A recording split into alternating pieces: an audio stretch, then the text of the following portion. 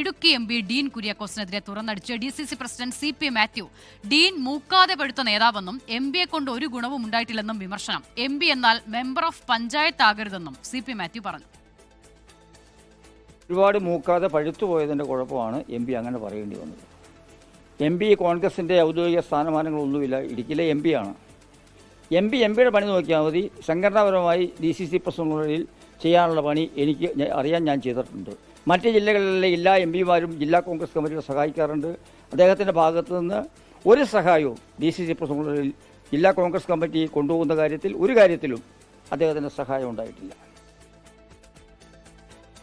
VD Satheesan അനുകൂല പ്രകടനം നടത്തിയവർക്കെതിരെ നടപടിയെടുത്തതിൽ ഡീൻ കുര്യാക്കോസ് പരസ്യമായി വിമർശനം ഉന്നയിച്ചിരുന്നു. രാഹുൽ വിജയൻ ഇടുക്കിയിൽ നിന്നും ചേരുകയാണ്. രാഹുൽ, ഇതിപ്പോൾ ഇടുക്കിയിലെ പാർട്ടിയും, അതായത് ഇടുക്കിയിലെ കോൺഗ്രസും ഇടുക്കിയിലെ കോൺഗ്രസിന്റെ MPയും തമ്മിലുള്ള വാഗ്വാദത്തിലേക്ക് കാര്യങ്ങൾ മാറുകയാണോ? അച്ഛനാ, ഇതൊരു പുതിയ കാര്യമല്ല.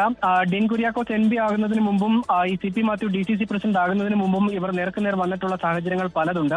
എന്തായാലും കഴിഞ്ഞ ദിവസം VD സതീശൻ അനുകൂല പ്രകടനം നടത്തിയ 4 പ്രവർത്തകരെ DCC നടപടിയെടുത്ത് പുറത്താക്കുന്ന ഒരു സാഹചര്യം ഉണ്ടായിരുന്നു. ഇതിനെതിരെ പരസ്യമായിട്ട് ഡീൻ കുര്യാക്കോസ് MP രംഗത്ത് വരികയും ചെയ്തിരുന്നു. അതിന് പിന്നാലെ DCC പ്രസിഡന്റ് CP മാത്യു ആദ്യഘട്ടത്തിൽ പ്രതികരിക്കാൻ തയ്യാറായിരുന്നില്ല. പിന്നീട് ഇപ്പോഴാണ് ഈ പ്രതികരണം വരുന്നത്. ഡീൻ മൂക്കാതെ പഴുത്ത നേതാവ്, MP കൊണ്ട് ഒരു ഗുണവുമില്ല എന്നടക്കമുള്ള രൂക്ഷമായ വിമർശനം ഈ CP മാത്യുവിന്റെ ഭാഗത്തുനിന്ന് വരുന്നുണ്ട്. PT തോമസിന്റെ അധ്വാനവും വിയർപ്പുമാണ് ഡീന്റെ MP സ്ഥാനം. MP എന്നാൽ മെമ്പർ ഓഫ് പഞ്ചായത്ത് ആവരുത്. കൂടുതലൊന്നും പറയുന്നില്ല എന്ന് പറയുന്നുണ്ട്. എന്തായാലും അതിരൂക്ഷ വിമർശനമാണ്. ഇവർ തമ്മിലുള്ള ഒരു തർക്കം അല്ലെങ്കിൽ അങ്ങോട്ടും ഇങ്ങോട്ടുമുള്ളൊരു വാഗ്വാദം ഇതിനു മുമ്പും ഉണ്ടായിട്ടുണ്ട്. അത് വീണ്ടും ഉണ്ടായിരിക്കുന്നെന്ന് മാത്രമേ ഈ ഘട്ടത്തിൽ ഇതിനൊരു പ്രസക്തിയായിട്ട് പറയാനുള്ളൂ. അസിത. ശരി, രാഹുൽ വിജയനാണ് വിവരങ്ങൾ നൽകിയത്.